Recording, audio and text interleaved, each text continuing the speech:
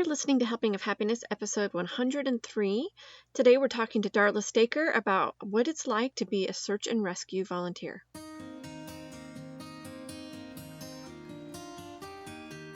Hi, you're listening to Helping of Happiness.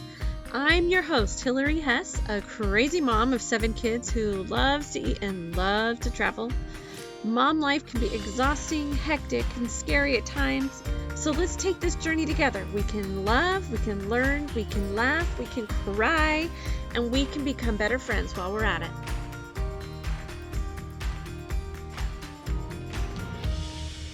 Hey, it's been a little crazy ride lately, right? With all this COVID stuff. I really wanted this today on this episode to give a big thank you to those on the front lines, our medical helpers, our police, our firefighters, all those other public servants. And the biggest thing that I wanted to highlight today was a group of public servants that I really honestly do not hear hardly much about and didn't know very much about, which is our search and rescue teams. They're volunteer positions. And I found out that one of my dear friends actually used to work on a search and rescue team for years, and I never knew about it. So I'm really excited for you to meet my friend Darla Staker and to hear some of her stories about how they train, how she got into it, what they do on their different missions that they have, and some experiences that she had. So I asked her to go ahead and just jump right in. So here's Darla. She's going to introduce her family a little bit and then get into her story. Okay, so I grew up in Gilroy, California, the garlic capital. I never even knew that. We loved getting artichokes from Gilroy too. Yes, it's the best. I grew up in a little country on the west side, close to the mountain range that separates Gilroy from Watsonville and Santa Cruz. And we weren't too far away from the ocean. So had a lot of experiences with that, going to the ocean and everything. But we lived in the country, loved the outdoors. I was very outdoorsy. And loved going to the mountains. My father would take us camping a lot. Unfortunately, my mom had energy health issues, so she didn't get to go with us, but my father took us camping a lot. So I love the outdoors. We'd go fishing and hiking and camping and warm our beds with rocks from the fire. Really, kind of fun stuff like that. And then growing up, I grew up in as a member of the Church of Jesus Christ of Latter-day Saints, and they have a girls' camp program.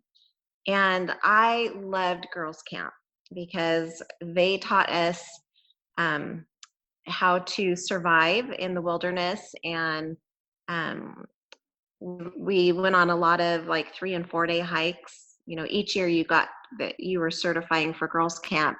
We certified a little bit more, learning a little more knowledge about having outdoor survival skills and camping skills and hiking skills. So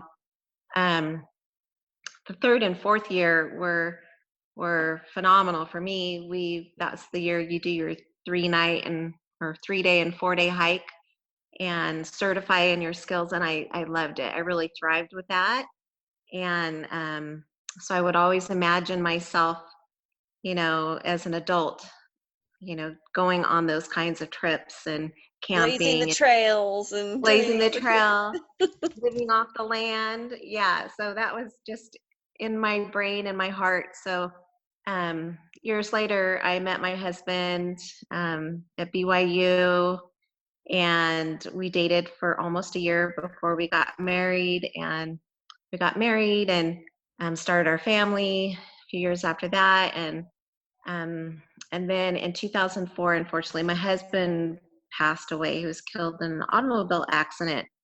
And so I was left with our kids. And unfortunately, we lived further away from family. So I took that year to finish the school year with the kids. And then we moved back to the area where we lived by family, back up to the Sacramento area.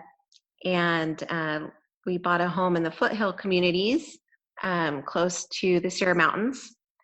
And we were close to family, and that was really great. And then I saw, so that's kind of my story. I have a great love story with my husband. Our friendship, we were best friends, and we just really support each other. And we loved to go camping and hiking and took our kids fishing when they're little, and we just did a lot of that kind of stuff with our kids. So we shared that passion.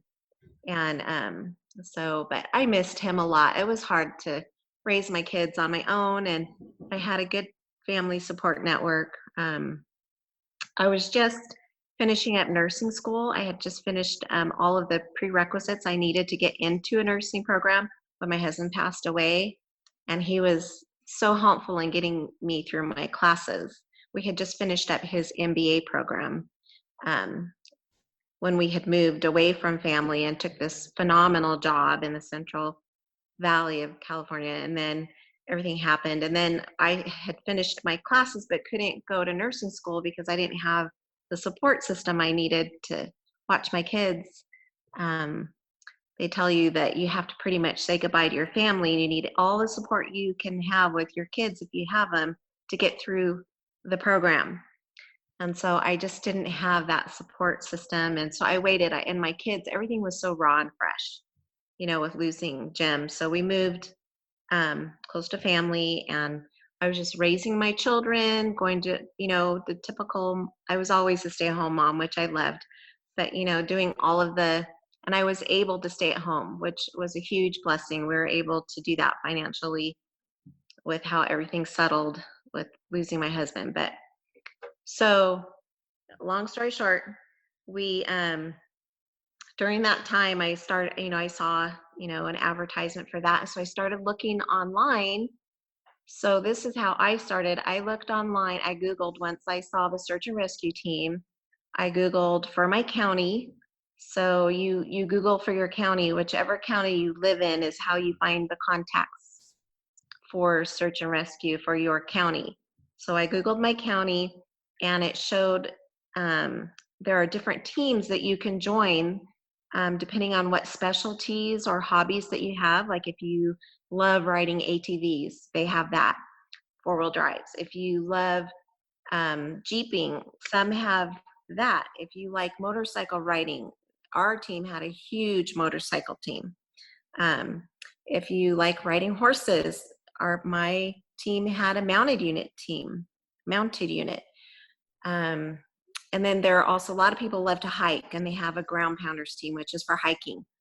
And then they had a really specialized unit for mountain search and rescue, and they had the most extensive training compared to the other teams, such as rappelling. So they would go up into like Tahoe National Forest, and they would have a lot of rescues up there with snow skiers or snowmobilers or hikers, to where they would have to, sometimes they'd have to rappel or do rock climbing, rock climb up a face of a mountain, or In some but pretty scary conditions, right?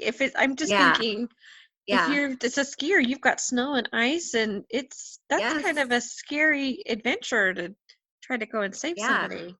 So the people that sign up for these teams are people that already have hobbies in those areas and are really skilled at doing that. And then, of course, once you join your team, um, everyone in that whole county search and rescue team, you have a certain amount of classes that you have to take and pass before you can be on the team. And you have to go through quite a rigorous background check too. So because you are representing the public, you're representing your sheriff's department, and you have to really have a clean slate, legally, financially. I mean, like there can't be any loopholes where there could be questions about you. So it's pretty extensive, and it's even background check for pedophiles and, anything you can imagine for, legal purposes, like, felons or, you know, misdemeanors, things like that. You can't have anything. So that's pretty great about that, and you get you have a drug test and fingerprint and all that, and then the thorough background check. And then when that comes through, you're approved, you can start taking the classes, and there are about 120 hours of training between all the classes. So one example would be like wilderness survival. And that's, if you're not used to being out in the bush, out in the, way out there in the wilderness, and being comfortable being out there, um, it can be a little tricky, because during part of that class, you're you show your skills. So you have to pass off your skills, like fire starting with your minimal tools. You can't just have your matches and gasoline or whatever. Right.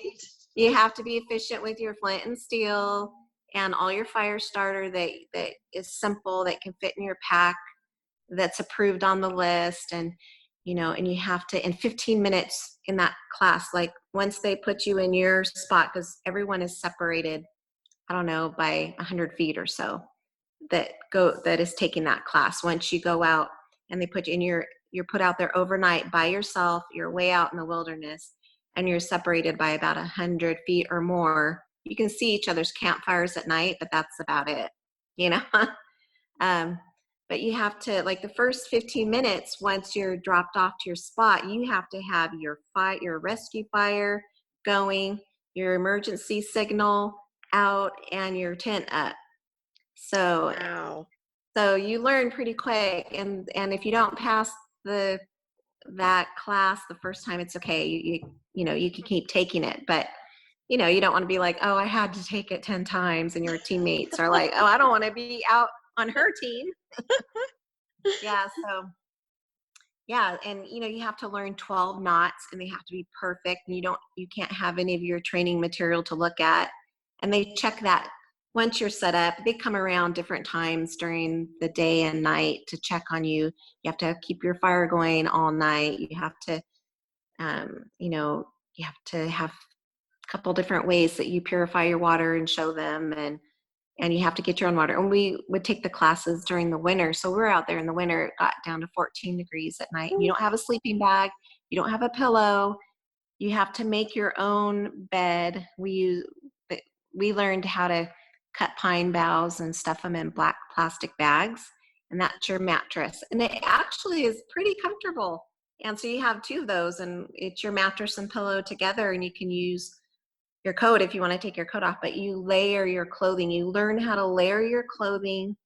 So because sometimes in emergency search and rescues, you are taken in a helicopter and dropped off to your assigned area, and you're given an area to search, in which you use your map and compass and your GPS, which is a I don't know if you've seen those, but it's an actual unit that you turn on, and you can plug in different waymarks or waypoints, and it marks where you've been.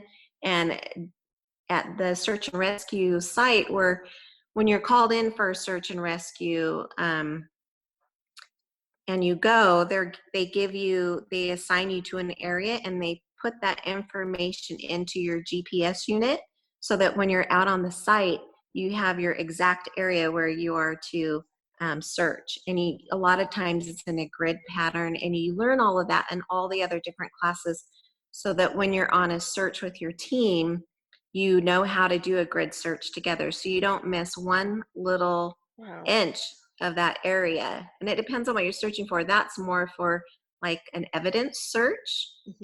If there was a crime, and there just aren't enough sheriffs to do that, and they don't have as much specified training, that's why they train the search and rescue units to do that.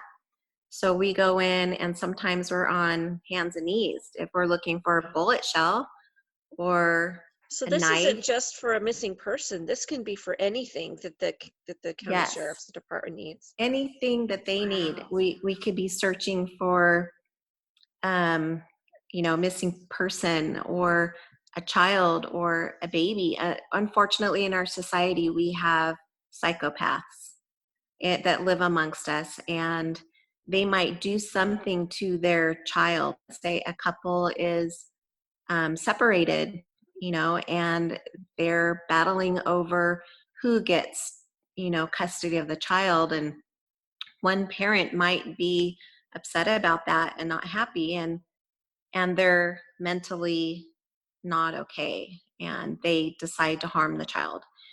And then at that point, we're just trying to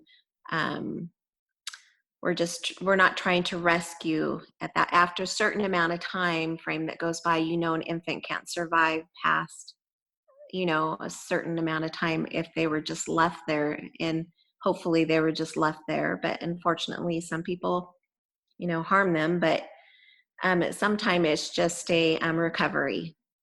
So it's hard, and you don't know. You could, in a search, if you're searching for a missing person, you don't know if you're going to find them alive or deceased. And you have to be okay with that.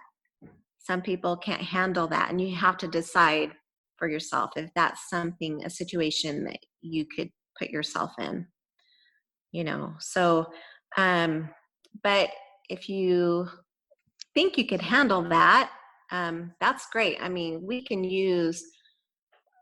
I'm not a part of the team anymore, but I still consider myself part of them. But the teams can always use more people. You learn first aid, you learn first responder CPR, you learn wilderness first aid, so that because you are the first responder on the scene. And so you need to attend to that patient, right away, just as if an EMT was to approach. We don't have the same training as an EMT. It's not as thorough as what they have. A lot of times, we have EMTs on our team, which is awesome, or a nurse, which is great. So your But nursing background was probably super helpful going into it this. was it was huge. And I was a lifeguard from the time I was a 15-year-old girl, and way into my adulthood. I kept my certifications because I worked as waterfront staff for the church as an adult. So I did lifeguarding for the church as a teenager, and I worked at pools as a teenager. So I had open water experience as a lifeguard on lakes and, in public, like at the pools. And I've done several rescues in my career with that, which it's just the best feeling ever, and you keep us, a calm mind, steady mind, you stay calm. So I had a lot of that experience already. So for me, it was exciting. And what I came across, you know, I would be ready just to jump right in and handle any issue. First aid, like bleeding or broken bone, or CPR, working as a team. A lot of times with CPR, it's nice to have teammates because you get exhausted Yeah. in continuing chest compressions and breathing. But now mostly we do, it's mostly just chest compressions. It's very little breaths to chest compressions because it's most important to get the blood and oxygen to the vital organs. But anyway, that's a whole nother story. But search and rescue is just such a great way to serve your community.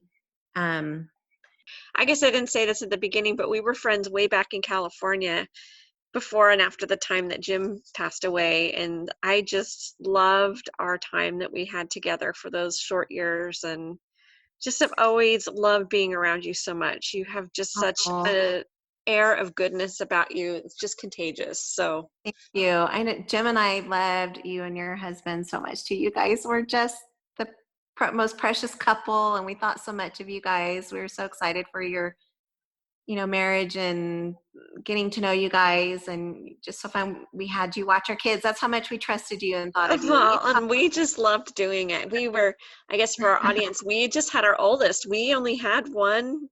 Maybe I was pregnant with my second, but it was like a long time ago. Now that we have 7 kids, you can see how many years that has been since we oh my were goodness. back doing that. But you and Jim always were the best example to us of Thank being you. best friends. And I just really looked up to you guys so much in that, because you were further down into the kids and the marriage than we were. And I just think it's special sometimes to have those friendships where you can kind of look ahead through the years and see what you want to be like. So we just really Yeah. appreciated that example Oh, so much. thanks. That was something that was always important to Jim and I. As single people, we wanted to marry our best friend. We wanted that person that we could grow old with, that was by our side, and that we could turn to, and that was there for us, that we could always trust and have that relationship.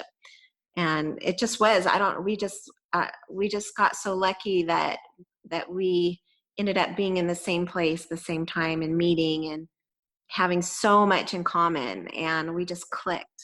We just, you know, we just loved each other so much. We cared about each other so much, and just that friendship. Yeah. I was so grateful to have him. He saved me in so many ways. I can't even tell you just what a great person he was. And I hope he feels the same way about me for him. Oh, But he does. He yeah, does. yeah. So I do have some stories that are kind of fun to share. Okay, I Um, can't I, I, wait. I don't share names and I don't share where, but I can share like, what they are. And I know as a team member, we weren't allowed to talk about, we weren't like allowed to go on social media and say, look, I'm on in this search and rescue team and I Right. mean, like all the boasting, and a lot of people like to really toot their horn. We weren't really allowed to do that, but we were allowed to talk with our family and friends about the situations once it was in the media. Hmm. So once what we knew was in the media and everyone knew, we could talk about it. So, yeah. So, just out of respect, though, I mean, all of these things happened obviously years ago. I've been in northern Utah now for a couple years, so almost 2 years. So, and my last date of duty was in June of 2018 there. But, um, so let's see. I did some evidence searches, like I told you. It's really hard to recover things like, you know, bullet shells, but sometimes we were able to, sometimes we didn't. We also had a, a dive team on search and rescue that was pretty awesome, and they would search canals and things like that and lakes and ponds. But um, let's see, there's this one I'll share. There was a little girl that went missing, and sometimes they ask us from another county to do a, um, another county assist. So we'd go to another county outside of our county and assist them in their search because they needed the mass They needed the bodies for manpower. searching. Yeah. Yeah. So in this particular thing, we didn't really have a lot of information. Just the girl was missing, and we so many hours. There's like a window where someone who kidnaps a child um, has to where that child most likely will still be alive. You know, so we hit the streets. We went door to door. We broke up into teams. Each team had a sheriff with them. We're not allowed to carry weapons with us as search and rescues, but we are protected by a sheriff. So we would go door to door and knock on the door and, just say, such and such sheriff's department, search and rescue. Can you come to the door, please? And so they'd come to the door, and it was in a pretty scary community. Yeah. And so, but you just feel that sense in your heart that it didn't matter what happened to you. You were there for that community, and you were there for that child, and you knew you had your sheriff close by, but still, anything could happen. Hmm. And you don't know, in like some criminal areas, like if they'd be afraid with the sheriff at the door, if they would, try and protect themselves or whatever. But it was pretty safe all in all. And so we'd have people come to the door, and we'd ask them if they had seen this child and had any information, and in my group, we didn't find anybody that knew anybody. And some people have dogs, that are scary, but you just kind of have that faith that you're going to be okay, and that the you're doing the right thing, and you're out there supporting your community, and you think of it as, what if that was my child? So that's kind of what it was like. And so we would search for the morning, and then we'd have a break, eat lunch, and the sheriff's department would feed us, and then we'd go back out on a new assignment and finish that assignment for the day. And then we would go back to the search and rescue site where we all meet together, all the teams together, and we report. We report all our findings. So we would write everything down. We would write if there was something that a clue someone gave us at their door, we would write that address and their name so that the sheriff's department would have those resources to go back in their investigation. So yeah, so that was one story, one situation.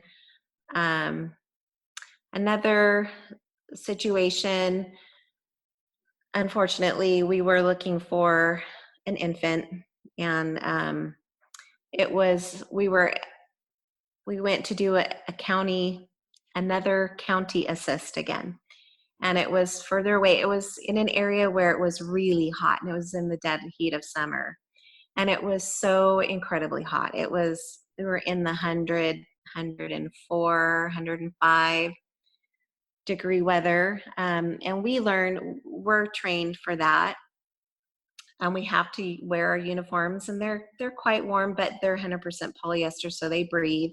Our clothing breathes very well. But so in my backpack, in my bladder, the liquid bladder that goes in backpacks, that you have a little hose you can put in your mouth to drink.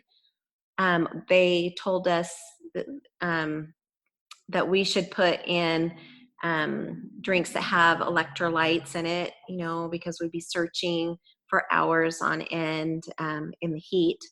And so I did. I had electrolyte drinks in that were not just Gatorade. Gatorade has a lot of sugar in it, so mine was more for that come in the things for people who exercise. Right, You know, marathoners and yeah, things like that. marathoners, Yeah. because that's basically we were out there, and so I had that a little more professional grade, and so I was drinking that. But I'm telling So you, were we were you out there. Oh, sorry. I was just going to ask if Oh, you were mounted on your horse at this point, because I know you did I'm some of the sorry. mounted part too. Yes. So I will share a story on my mounted also, but this one we were also ground pounders. Okay. So it's interesting because depending on the search and what types of teams they need, depending on the area that you're searching, they call you for your specialized unit to come in and assist with that search.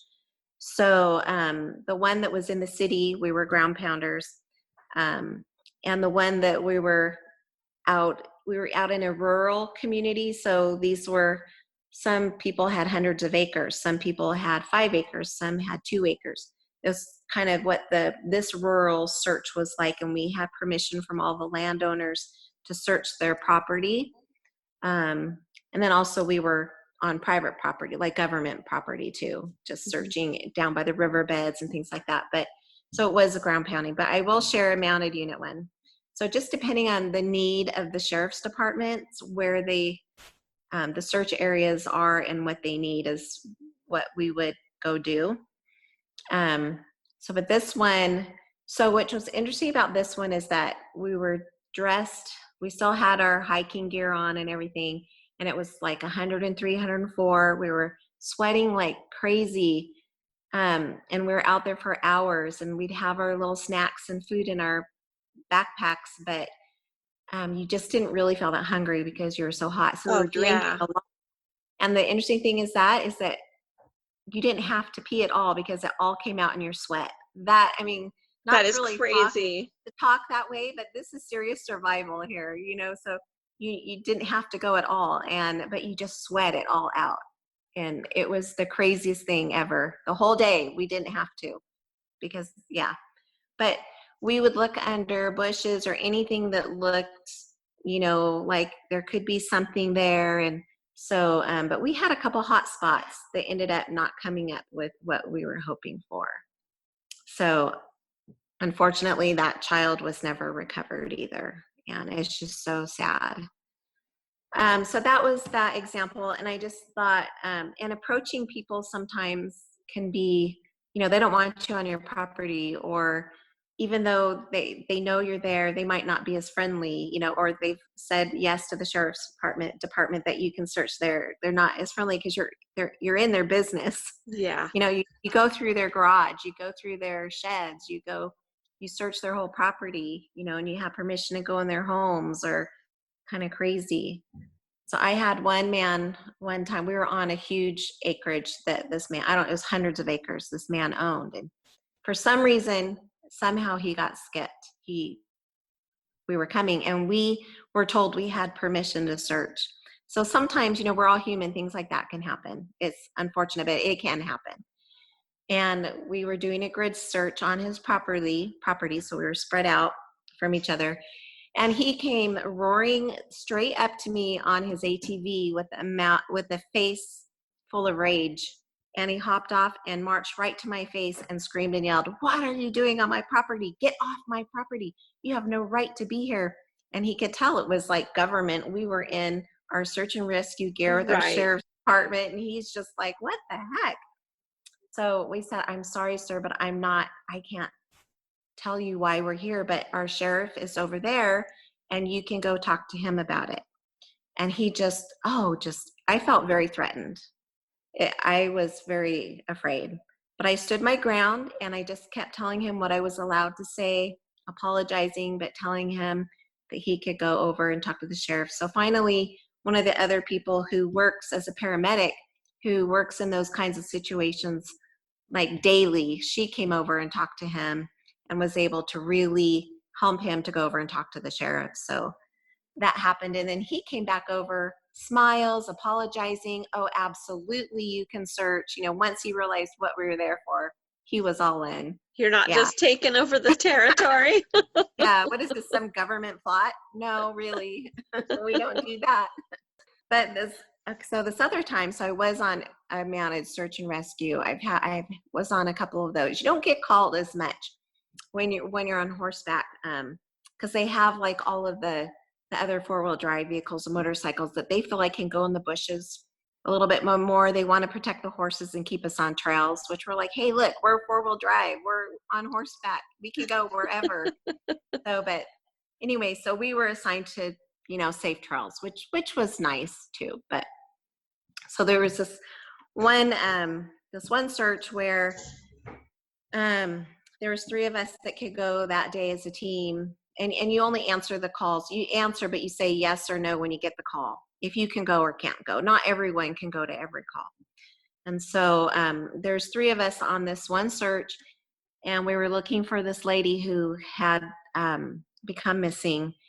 And it was up in the foothills, so she had come from lower down in the valley. She had been upset, and they think she was drinking, and she ended up in the foothill areas and pulled off the road. And that's the last they found. Her car, I think they found her shoes here or there, and then they lost track of her. So we were assigned to search several ravines and several trails on that area. And in the morning, we were assigned one area, and we were searching and doing our area. And in a team, you always have someone who works the communications, which is the walkie-talkie, and you're given your walkie-talkie when you arrive. And of course, you have someone else as the first aid, assigned to first aid. And then you have someone else assigned to the GPS or map and compass. And then everybody else is kind of support. But we had three, so we were good. And I was communications at that point. Not a lot of people like to talk on the walkie-talkie, because you have to remember the exact proper professional etiquette and all the codes that you use, because you can't just be on the air where the public could go into that channel, right. intercept, and hear you saying something that they shouldn't know yet. You know what I mean? So people were nervous about that, but I'm like, okay, I'll take it. That's I fine. can do it. And if I mess up, I hope they forgive me. But we're trained on that. So, but it's you take a class and then you don't have it for a while, and then you try to brush up on it and whatnot. And you always give your coordinates, like your GPS coordinates, where you are when you call in, so they know where you're at, things like that. But it's just really interesting. So we were searching our areas and we just weren't finding anything. And we searched very thoroughly our designated assignment on the map. So that morning we were coming out of the trail to go back up to the road, to go back to our search and rescue site where we all report and get our new assignments. And it's our hub, I guess you could call it our hub. And this helicopter came swooping down over us. And let me remind you, we're on horses. These are these are animals of prey. So they're all, you have to think in their mind, they're always thinking, where's the lion, tiger, and bear going to come from to get me? So they're always on, they're looking for stuff like that. They can spook.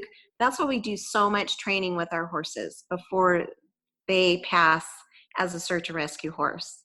We go through quite extensive training as a team for just the mounted unit, on top of what we do to be a SAR tech, certified search and rescue technician. SAR tech is search and rescue technician. So once you get through that 120 hours, then you're a SAR tech. And in the meantime, you're training with your team to get your animal certified and working and learning how to work as a team. So it's really awesome. So you're bonded with your teammates. You work well with your teammates. You're used to working together, and you train together, and your horses train together. So they're used to each other. And we train. I'll put a pause on what happened with that helicopter on the trail, and tell you how we train a little bit with the mounted unit. We do a lot of desensitizing in an arena, and we had one of our team trainer had his own big arena on his ranch. It was great, and he had been working with search and rescue for probably 30 years, with mounted unit, ground pounder, and also in the dog training unit. So he was just very well, he was great as our trainer. So we did a lot of desensitizing, giving our horses almost every possible scenario you could imagine in public and on the trail that they could come across, to not spook, to be safe, to be sound, and to respond the way you want them to be, even down to just being tied next to each other quietly, without making a scene, And some horses don't do that well, so they wouldn't make the team. And part of the training, we walk our horses through burning flares on the ground. We have the sheriff come out that's assigned to our team to train with us. They drive their car around in the arena with the sirens going, and we walk our horses all around that vehicle, and we follow the vehicle to where they're not afraid. We train our horses to drag things. We train them to carry things. We train them to pony next to us. So if I'm riding a horse, and let's say I've got a horse next to me, the rider's hurt or whatever, I can hold the lead rope and pony that horse next to my horse safely and go wherever I need to go. So we do that, and then we train with a helicopter. The sheriff's department helicopter comes in and lands, but we hold our horses safely, a safe distance, while the helicopter comes in and lands. But he flies over us and around us, so the horses get used to that. And then the pilot lands the helicopter, and once the blades stop turning, we walk our horses to it. They stick their heads inside the helicopter. We walk around it. They get really familiar. So that's kind of our training. And then we do trail riding training together too. They train how to be the front horse, riding in the middle, riding in the rear, and doing different obstacles on the trail. So anyway, so going back to the story, we were finished our search in that area, coming up the trail, and this helicopter comes swooping down about 50 feet above us. You know how loud they are with the helicopter blades, loud, right? And I was riding in the back, and the other two riders, we were spaced on a trail. The two other were in front of me, but one in front of the other in line. And the middle horse got really nervous, and it was a newer horse that just didn't have as much experience. So, and the trail was really thin. There was a cliff on one side and a hillside on the other. So there was really nowhere for it to go, and it felt trapped. So it was afraid. So it was trying to bump past the horse in front of it. And the rider, she just wasn't able to control it. And it bumped past the horse in front of it. And that made the other horse nervous. So they both took off running up the hill. And my horse, she looked at me, she's like, Mom, what are these guys doing? Yeah, she's like, what are you doing? Do you want me to follow them? Or she waited to see what I wanted her to do. And I was so proud of her. I'm like, nope. So I pulled the reins back a little bit just to let her know, no, we're not going to do that. And we just walked up the trail, calm as could be, with this helicopter searching the ravine just behind us, next to us, super low. And yeah, so that was an incredible experience. And I think for our team too, just learning just how important it is to desensitize. But my horse, she had had so much experience before working in the public, like in parades. There are so many loud vehicles and things that are in parades. We had ridden her in so many parades, and my daughter had ridden her on several drill teams. I don't know if people know what drill teams are, but they're professional teams that compete against other drill teams, and they do these really amazing shapes and designs out in the arena together. And they'll like canter and intermingle, doing bear misses as they run, cantering full speed head on at each other, and do bear misses as they cross each other, doing these patterns.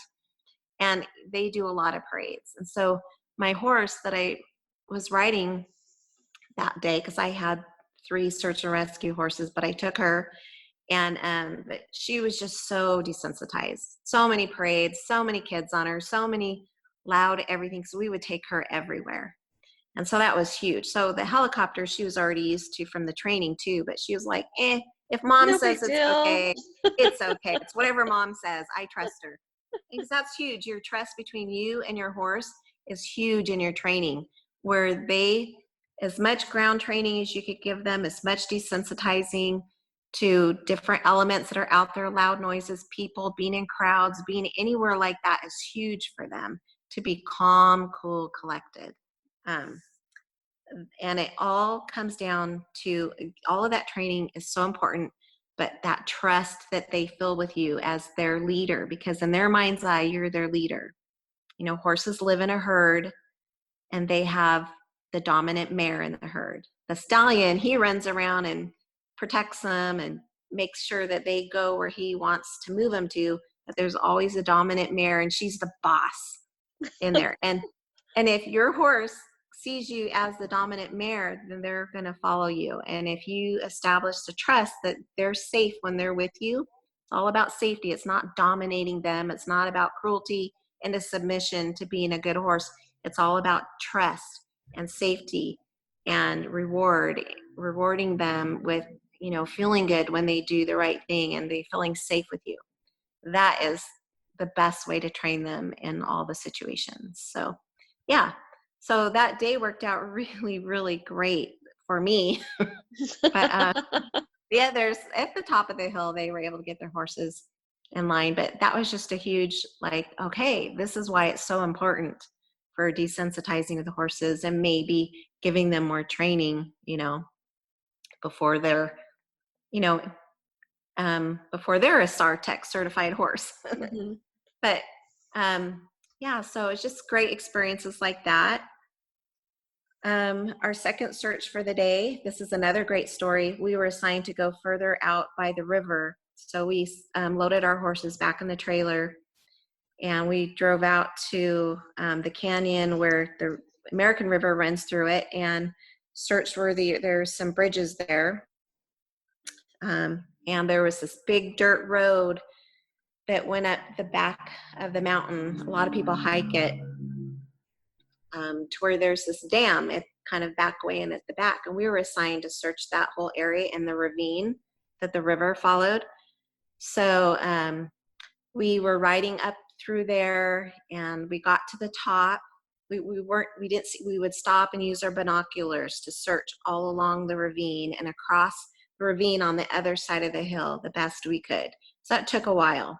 But we went all the way along there, and we took turns.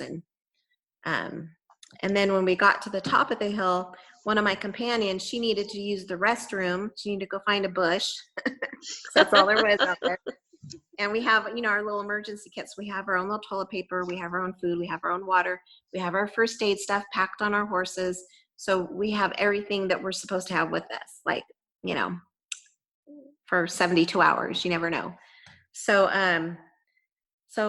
my one friend, she wanted to get off her horse and give her legs a break. So she was just holding her horse further back against the hill, and we took the road over to where the bushes were. I rode over with my friend to hold her horse while she went to the bathroom. And I was holding her horse, and our friend started yelling behind us, "Hey, you guys, blah, blah, blah." And we couldn't really tell what she was saying because she was far enough back that we we knew she was like trying to really tell us something important, but we couldn't tell what she was saying. And we don't have individual walkie-talkies between us. We have one walkie-talkie to report back to headquarters, right? So, so I'm like, oh yeah. Which I should have really like been more interested, right? So I turned and I saw her yelling, but I was sitting on my horse, holding my friend's horse. I turned and I was looking at her and trying to figure out what the heck she was saying. I couldn't tell. And she was like pointing and like, I'm like, I can't tell, but I can't get off and I'm holding this horse. So my friend comes back from the bush and gets on her horse. We turn around and we go back to our friend that's standing over there with her horse. And she goes, you guys, when I was yelling for you, there was a mountain lion that came up right behind you out of the ravine onto the road, right between you guys and me. And he was looking at, or it, we don't know what it was, but it was looking right at you guys, and it looked at me and looked at you guys for several minutes, and then went on and climbed up the mountain. Just kept going. Oh my goodness. Oh my goodness. Oh my gosh. So we're like, oh my gosh, that could have been pretty crazy. But the one thing, mountain lions will not challenge an adult horse. So that is one thing that, because we have a lot of mountain lions, or we did where I lived, there were a lot of mountain lions in that area, and you always knew that you had to put your goats in somewhere at night, or you had to, if you had a baby horse, they had to go in at night, or, you know what I mean? So, yeah, because they would stalk the neighborhoods and, yeah. So, Wow. yeah, so the adult horses, though, they won't mess with. But my two friends were off of their horses. But anyway, so that was a scary experience. But unfortunately, in that search, we weren't able to find the person. They did eventually find her, and she had slipped down. It was dark at night, and she had slipped down the ravine where they found her car several ways. I think she had started to climb down there and then slipped and slid further, and she passed away from her injuries. So yeah, but they found her. The helicopters are what sighted her. They were able to get her, but yeah, so that was really sad. So yeah, but still, that we had the stories to tell for our team search that day. Then we went back and reported our adventure. So those are some of the experiences. I know there was another story I could tell you if you want to hear. Let's do one more. There was one, I was not a part of that search. I think it was when I had already moved to Utah, but I was in touch with my friends. So, I was there during that search, because I remember being there and going, yes, okay, so I was there, but I couldn't go on that search for some reason. There was a missing jogger, and it was out. He liked to jog for some reason out in the thick wilderness areas where there's a lot of marijuana grows. So you have to be careful. Those people are very dangerous. And this was kind of before marijuana became legal. So, and these are like drug cartels in a way. If they know you've seen where they grow, you probably won't make it out of there alive. That's how serious they are about their big farm grows they have out in the wilderness areas.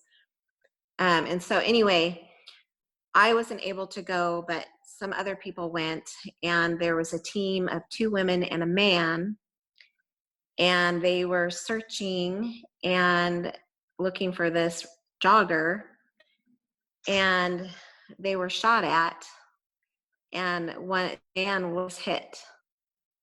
The search and rescue team member was hit, and the 2 women, they called it in to get a helicopter out there. And so they were given a point, a GPS reference of where to meet, and they had to cross a river to get to the helicopter where it could land. So these 2 women were amazing.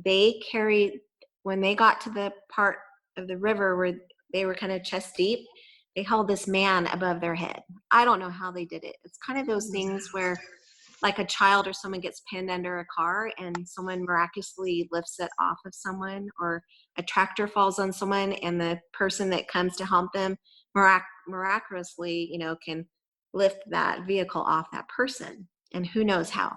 But these two women were able to hold this man above their heads, to cross the river to get to where the helicopter was, and they had to lift him up to them to where they could get him and put him in there. But Wow. he had several surgeries, but he survived. Yeah, it was touch and go, but they were able to use their first aid knowledge to stop the bleeding and to get him to where he needed to be.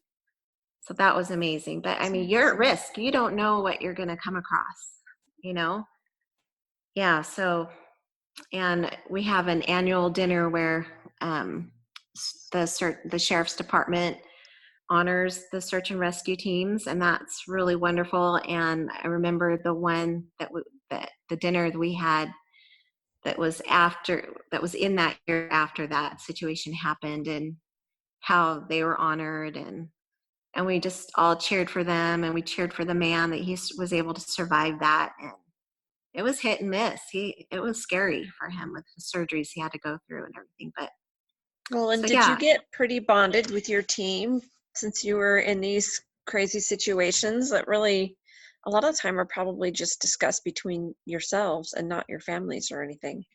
yes, that's exactly right, because we could not discuss the details until things were in the news, and we would discuss it and support each other, mentally, emotionally. We were tight. Our teams, we would go for Tuesday taco nights, or we'd have our Christmas dinners every year and a Thanksgiving meal every year. In our training, the one where we would have our desensitizing training. We would have a big potluck, and we were all close, like family, very close. I'm still in touch with my friends, and when I visit California, we get together. We get together and have dinner and talk. And some of my mates have had some health issues, and we all have a group text. We hear about it. We talk about it. We're there to support each other. And if something, we're like family. If one of us can go help out, or several, whatever, we help however we can. Definitely, it's a family unit. You're very bonded. That is really cool. So, Yeah. how often were you called out normally? I Oh mean, I'm God. sure it's just kind of whenever there's a need, but how often was there generally a need? I would say there was probably several, 2 to 3 a month, that you would get a call. So it's not like a full-time job, and Right. it's all volunteer. You're not paid. It's all volunteer. You purchase all your own equipment. Um, so all of the hours that you serve are volunteer. They do reimburse you for gas. So if you're driving, they reimburse you for gas and mileage and stuff. So yeah. And after a search, they would treat the team to a meal. So when you're done, they feed you. We'd go to Sizzler, or they'd have lunch or food brought in to us if we had to search, all day. They'd split it up, and we'd go in and they'd serve us meals that were brought in from the community restaurants. Wow, Yeah, that's they, really they neat. took good care of us. Yeah. So neat. So, is there anything else that I missed? Is there anything else on your heart with all Oh, this you were going to share? I would just, tell people, if you have a passion for helping others, if you feel a little inadequate, don't, because you're trained how to, they give you the training. But I do have to say that the training I did have, my love for the outdoors and camping and survival skills really assisted me and helped me feel confident in the skills they were teaching us. And a lot of it was redundant for me, but a lot of it was new too. And the experience that a lot of the other that the instructors had, because they were also team members, but they had been on the team for years and years and years, and so they were our instructors, and they were incredible. The training that we got was incredible. But if you have a passion for that, I would, say Google your county search and rescue team, and they give numbers to who you'd contact for that team. And that's how you start, depending on what team you want to be on. You would contact that team, and then they would get you in touch with the proper authorities at the sheriff's department, where you start the process of getting background checked and signing up. But I would suggest it. It's worth it. You have one meeting a month you go to with your team. Once you're trained and everything, then it's just the one meeting a month. And then they have the yearly trainings, like your certification might, for a certain class, might expire. Some don't expire, some do. So you just go and retake it. So there's MAP and Compass. There's you have to certify of CPR, and the Red Cross comes and does that for you. But I don't recommend Red Cross. I recommend Heartbeat through America, and I would recommend getting it for the professional CPR for the professional. It's a little more in depth than CPR through American Red Cross. That's for people that just the regular citizen, and it's your basic, but I don't know. I really would suggest the other one. Go through Heartbeat. Okay. Yeah, and there's man tracking, learning how to, if you're out there, how do you track someone, where they went? So we learn how to figure out which shoe print is there, like when they got out of the car, which shoe print is theirs, and we trace the shoe print. So, and we keep that card on us, so we know which shoe print is theirs. You learn how to, the blades of grass are down, or tree branches are bent, or, to track someone. And certain sunlight or the evening glare on the plants, how to see the track in the trail in the different light of the day. So it's just so good. I know I'm missing some other classes, but That is yeah, incredible. I mean, that's just so yeah, much. I just can't even imagine knowing all that. yeah, Your background was just set you up perfectly to be able yeah. to not be There's, completely overwhelmed by the whole experience, but you had such a great yeah, foundation. That's really cool. yeah.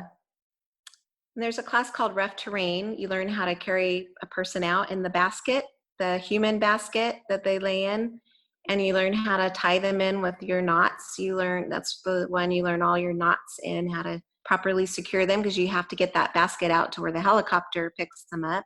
Then they lower the gear to you, and you clamp the basket onto the ropes that they send to send the body up to the helicopter, or I guess depends if they're deceased, it's a body, but the patient, that way. And you learn, like, how would you pull that patient up a cliff if you're totally down there in the rocks and the cliffs. So we learn how to rappel. We learn how to get that body up the side of a cliff, and they literally, and we had to be in that basket too and see what it was like to be hoisted up a Wow. cliff in a basket. It's scary. I was going to say, that So would be enough training for me right there. yeah, yeah. So, and on the mountain, search and rescue on the mountain team, they have to dangle off. There's this huge bridge that's like 700 feet over the river. They have to, because a lot of people commit suicide off that bridge, unfortunately, every year. And they're called in to talk them down sometimes, that team's a mountain Wow. search and rescue.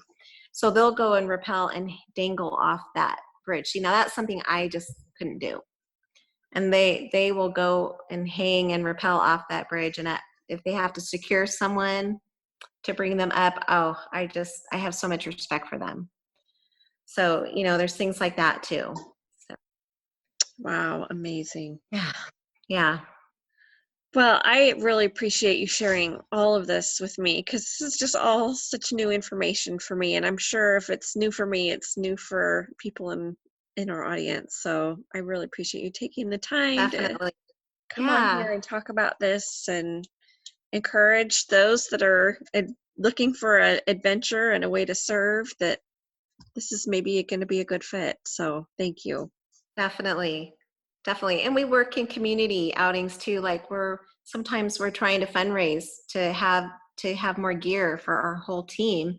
And we'll go out and operate in front of like a sportsman's, business, or Walmart, and, try to drum up donations for search and rescue. And we've got team members out there, like our dog team, and people can meet the Oh, dogs or the horses. cool. We'll mount up with the sheriff's mounted unit. They have their own mounted unit, and we'll mount up with them and let people see what we're about and who we're about. And so we do community things sometimes too, like that are a lot of fun. And our our mounted unit, the can't even talk, mounted unit search and rescue, we supported the sheriff's unit in our county. They would have a summer horse camp for the kids. That was like the way Oh, they like it. fun. So we would go and support them, and we'd have different stations, like, anatomy station or grooming station or a tack station, how to tack up your horse, put their gear on them. And the search and rescue team, the mounted unit, we did the grooming section. So my horses, I did horse camps for kids for many, many years. And so my horses were really used to all those little kids around them, grooming them, pulling their tail, whatever, They loved my one horse I would always bring, because she's super pretty. She was a paint. Her name's Ladybug. And everybody would be like, "Oh, it's Ladybug," because they'd come year after year. And we want Ladybug, because you could do anything to her.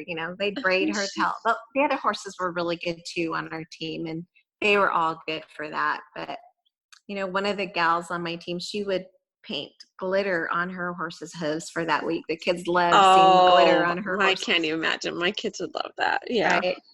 So we would do that. We'd have like the classes in the morning like that, where the kids would rotate through, and then we'd have games out in the field for them. And then we would work with the kids in the field of like crowd control, like how the sheriff's mounted unit, when they're out in the community as law enforcement, how they do crowd control. So we trained with them to do that, and we worked that with them and showed the kids how the horses, as a team, we would back people up in big crowds that were out of control and angry, how we would line up and push them back as a horse team. Oh, neat. And then they show the kids how they would arrest someone who was being a drunk public nuisance. And they would show how they would arrest that person and whatnot. And then how if someone else in the crowd was like aggressive and grabbed at the horse's reins to try to take control, to pull you off, to get the officer. The officer showed how they would use their baton to beat that person back, warn them first. And then if not, how they would use their stick to get that person off of them and their horse. So it was just interesting that they could share all that with the kids. And then after that, we'd have lunch. They'd serve the kids lunch, like pizza and chips and stuff. And we'd all go down and eat with them. And then we'd come back up. And then at the end, they would get a horse ride in this big horse trailer. The kids would load in and hold the sides, and they'd ride them around on the lawn. It was a big soccer field. And they'd get to ride along, see what it was like for a horse to ride in a trailer. And then after that, at the very end, we did pony rides, where we walked our horse with the child on our horse in a saddle. I love that. Yes. So that was our day. And we did that once a year, every summer for 1 week. So each day of that week, Monday through Friday, we'd start all over, and a brand new bunch of kids. We would do that whole thing. That's so cool. My kids would just love that so much. What a neat way to teach your community about what you're doing. That's really cool. Yeah. So that was it. It was just awesome experience. I always wanted to go out on one of the calls where it was mostly mountain search and rescue, but others that felt that they were up to that. You had to be a certain level of hiking ability, like super hard terrain, to be able to go with that group. But I was trying to get myself there, because I wanted to be called out to go where you get on the helicopter, they take you way out in the wilderness and drop you off. It could be several days before they come back for you, maybe a week. So you have to have everything you need to survive. I could totally do that. It was the hiking, it was the terrain part that you had to be at a certain level. So I was working towards doing that, but sometimes it was snow and winter, and they would drop you off and have you search your area. And sometimes they couldn't come back for you It Wow. wasn't that you weren't finished, but they couldn't come back for you maybe for a day or two or three or four. So yeah, it was just that was the only probably regret I have, not have having that experience yet. Well, and I think We'll this is the see. perfect example of times and seasons, right?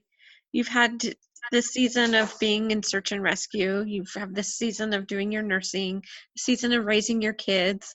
I think that just helps us all relax a little bit about trying to do everything all at once. So I think that's pretty. Definitely. And just being patient with what is really meant to be. You know, sometimes we always think it's totally what we want, totally what we want, and sometimes it's just not the right timing. Mm-hmm. And we have to be patient with that because you know, we just maybe there's something else that's more important that our attention is needed for that time, you know. So I think we just need to be aware of that and just be patient, you know, and the right time is going to happen, you know. So it's just been like, for me, it's like every time for nursing that I've wanted, it's like the first time my husband passed away, I put it on hold to raise my kids. And when I felt like the time was right, I had some other situations. Unfortunately, with one of my children that I had to go through and was heartbreaking and took a long time to get through. But on the end, you know, fighting through that and not giving up, you know, this child of mine is okay and a thriving adult doing well. I fought that battle. We won it. You know, as devastating as and hard as that was, I don't want to get into that, but you know, it's super, he's just doing super great. And I'm really proud of my child, you know. So and now that I can go back to nursing and focus on that, you know, there's this. So yeah. Well, I just love you, Darla, so much. It's so Oh, fun for me to talk with you again. Well, thank you again, and you're welcome. I just love Thanks for hearing your inviting me adventures. to talk Yes. to you. It was just such a neat opportunity. I just felt so like honored, like wow, someone wants to hear my story. Oh my goodness, love to hear it. Love it so much.